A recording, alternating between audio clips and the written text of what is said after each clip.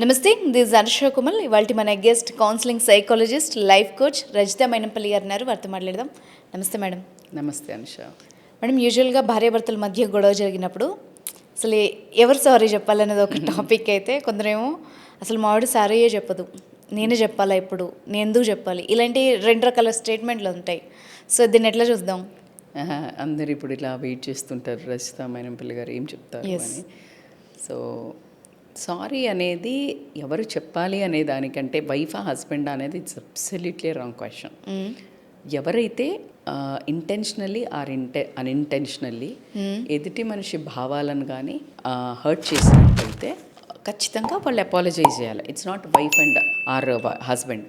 అయితే ఇక్కడ ఇంకొకటి ఏంటంటే, సారీ చెప్పడం అనేది it's not about the ego or uh ఆర్గ్యుమెంట్ని విన్ అయినట్టు కాదు, ఓకే, ఓడిపోయినట్టు కాదు.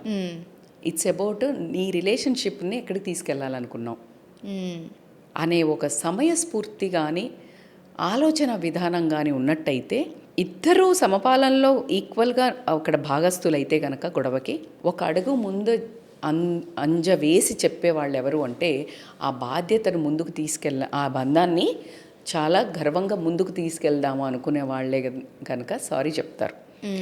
సారీ చెప్పినంత మాత్రం ఓడిపోయినట్టు కాదు. అయితే వైఫ్ ఎప్పుడు చెప్పాలి, హస్బెండ్ ఎప్పుడు చెప్పాలి అనే ఒక చిన్న క్లారిటీ కూడా ఇస్తే నేను ఎందుకు చెప్పాలి అనుకున్నా. ఎప్పుడైతే హస్బెండ్ ఆమెను ఊరికే నీకేం తెలియలేలే అని కానీ, లేకపోతే ఒక జనరల్గా మీరే చెప్తున్నారు కదా జెంట్సే, ఆడవాళ్ళు సాఫ్ట్, ఈ ఉద్యోగానికి పనికిరారు, ఆడవాళ్ళు నైట్ లేకపోతే ఏదో ఒకటి ఆడవాళ్ళకి సూట్ అవ్వదు, ఆడవాళ్ళు ఇది కాదు అని అంటున్నారు కదా. మరి అక్కడ అన్నిటికీ అన్నప్పుడు ఇక్కడ అంతే సెన్సిటివ్గా చూడాలి కదా. అలా చూడకుండా ఎక్కడైనా హర్ట్ చేసినప్పుడు, అలాంటప్పుడు మీరు వాంటెడ్గా ఆ ఏరియా ఎక్కడ టచ్ చేస్తే ఆ మనిషి ముడుచుకుపోతుందో అని తెలిసినప్పుడు బంధంలో ఖచ్చితంగా గట్టిగా అరుస్తారు చూడు కొంతమంది జెంట్స్. అనవసరంగా ఇట్లా అవసరం ఉండదు అక్కడ, వాళ్ళు ఏదో కోపమో ఏదో ఎమోషనల్ కంట్రోల్ లేకుండా కూడా అరుస్తారు కొంతమంది. సో అరిచినప్పుడు they should feel like sorry ఖచ్చితంగా. ఎందుకు అంటే వాళ్ళవి సెన్సిటివ్ పాయింట్స్, నీకు అవి చాలా సిల్లీగా అనిపిస్తాయి. సో అది నువ్వు చెప్పాలి. అదే మరి జెంట్స్కి ఎప్పుడు చెప్పాలి హస్బెండ్కి అంటే కనుక, వాళ్ళని ఎప్పుడైతే నువ్వు 10 మంది ముందులో మాట అంటే తులనాటము అంటే లైక్ బ్యాడ్ వర్డ్స్తో అనడము, లేకపోతే 10 మందిలో ఆయన వాల్యూ పరువు అనేది తీయడము, ఇదే అది లేడీకి కూడా. But at the same time మొగ ఆయనను తీసేస్తే మనకి మొత్తం తల తీసినంత ఫీల్ అవుతాడు కదా. బయట ఇంకొకటి ఎంత తీసినా ఏమనిపించదు, అదే మాట భార్య అంటే మాత్రం తట్టుకోలేడు.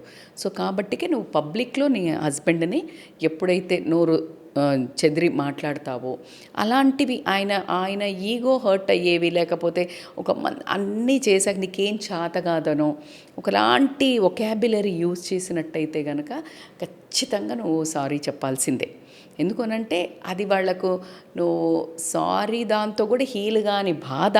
కాకపోతే నువ్వు సమయస్ఫూర్తితో ఆ బంధాన్ని కాపాడుకోవాలనుకుంటే ఈదర్ ఆఫ్ ద వే, ఇదేమో సెన్సిటివ్ ఏరియాస్లో టచ్ చేసినప్పుడు చెప్తే, హార్డ్ ఏరియాస్లో అతన్ని టచ్ చేసినప్పుడు దే వోంట్ ఫర్గివ్.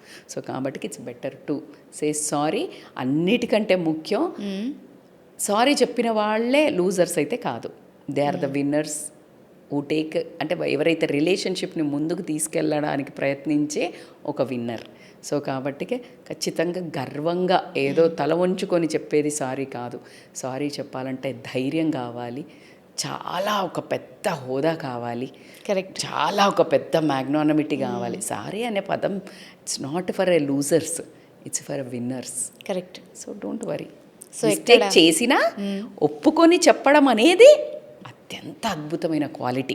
నా ఉద్దేశంలో అసలు మిస్టేక్ చెయ్యని వాళ్ళకంటే చేసి తెలుసుకొని దాన్ని సారీ చెప్పిన వాళ్ళు ఎక్స్ట్రాడినరీ పర్సన్స్. అందుకే జర్మన్లోనో సమ్ అదర్ కంట్రీలో ఎవరైతే ఫెయిల్ అవుతారో, ఆ ఫెయిల్ అయిన వాళ్ళకి మళ్ళీ చదివి పాస్ అయిన వాళ్ళకి ఉద్యోగాలు ఇస్తారట. క్లియర్ బ్యాక్లాగ్స్ లేకపోతే మనకి కన్సిడర్ చేస్తే అక్కడ అలా అయ్యి మళ్ళీ వచ్చిన వాళ్ళకి, ఎందుకంటే వీళ్ళకి మళ్ళీ రెసిలియన్స్ ఉంది, ప్రాబ్లం వచ్చినా మళ్ళీ ముందుకు వెళ్తారు. సో అందుకే నా ఉద్దేశంలో వీళ్ళు ఎక్కువ అత్యంత అద్భుతమైన పర్సన్స్. సూపర్. అంటే ఇక్కడ నెగ్గలు కదా, ఇక్కడ తగ్గలు తెలుసుకోవాలి. So super. సైకాలజిస్టులు ఏం చెప్తున్నారంటే, నీ భార్య చేసే మిస్టేక్స్ ఏవైనా కూడా నీ ఫ్యామిలీ మెంబర్తో, అంటే హస్బెండ్ ఫ్యామిలీ మెంబర్స్తో నువ్వు షేర్ చెయ్యకు అని. దీన్ని ఎట్లా చూడాలి? అది కొంచెము ఒక ఎడ్జ్లో మాట్లాడాల్సి వస్తుంది ఇక్కడ. ఏదైనా చెయ్యకు అంటే మిస్టేక్స్ ప్రతి దానికి జనరలైజ్డ్గా అస్సలు చెప్పలే మనుష. నిజంగా కూడా ఒక మెచ్యూర్డ్గా ఉండిన ఇండివిజువల్స్ అయితే కనుక ఖచ్చితంగా ఒక చిన్నప్పుడు కొంచెం ఇద్దరిని పెళ్లి చేసేస్తే ఇంకా వాళ్ళే కింద మీద వాడి తెలుసుకుని వెళ్ళేవాళ్ళు. ఇప్పుడు ఈ ఫోన్లు చేయబట్టో ఏదో ఒక కారణంగానో టూ మచ్ యాక్సెస్ ఉండటం వల్ల ఇంతకుముందు మళ్ళా కలిసే లోపల అది సమస్య పోయేది, గుర్తుండవు, బోల్డ్ జరుగుతాయి కదా. ఇప్పుడేమో తుమ్మింది దగ్గింది ప్రతిదీ చెప్పటం వల్ల వీళ్ళిద్దరు మళ్ళీ నార్మల్ అయిపోయినా ఈవిడ్ని అలాగే అది మనసులో ఒక ప్రింట్ పెట్టుకొని జడ్జి చేయటం అనేది జరుగుతుంది. అవును. అందుకని చెప్పేది ఏంటంటే మీరు మీ వరకే ఉంచుకోండి, వేరే వాళ్ళకు నూరిపోయకండి. అమ్మా బా మా ఆయన అయితే ఎంత ఏదో ఒక గోల్లో చెప్పింది ఇవా, అసలు బా ఏం చేస్తారు తెలుసా, మా అమ్మ అయితే బా ఏం చేసుకోదు, మా ఆయన అయితే ఇది ఏం చేసుకోవద్దని ఏమే గబుక్కున్న వాళ్ళ అమ్మకి చెప్పింది. అమ్మో అసలు నా కూతురునైతే అసలు రాచి రంపాన పెడుతున్నారు అత్త వాళ్ళు అనే ఫ్రేమ్ ఆవేసుకుంటుంది. కరెక్ట్. ఇవేదో ఒక నిమిషం అలా అనింది అంతే, అసలు కాదు వాళ్ళు పాపం అలాగా. సో అలాగే సేమ్ వైజా వర్సా ఈ హస్బెండ్ కూడా బా ఇది వచ్చే వరకు అమ్మ అసలు ఈ పిల్లలకు హోంవర్క్లు కూడా చేయించలేదు, అయితే ఎక్కడికో పోయింది, ఈ ఫ్రెండ్స్ ఎక్కడికో పోయింది అన్నాడు. అమ్మో నా కొడుకు ఇంత సంపాదిస్తాడు, ఇంత చేస్తాడు, అయితే ఏం చేయదు, తిరుగుతుంది తెలుసా, కథం ఒక ఫ్రేమ్ పడిపోద్ది. కరెక్ట్. సో అందుకని నువ్వు నేను అని అనుకునే ఒక బంధం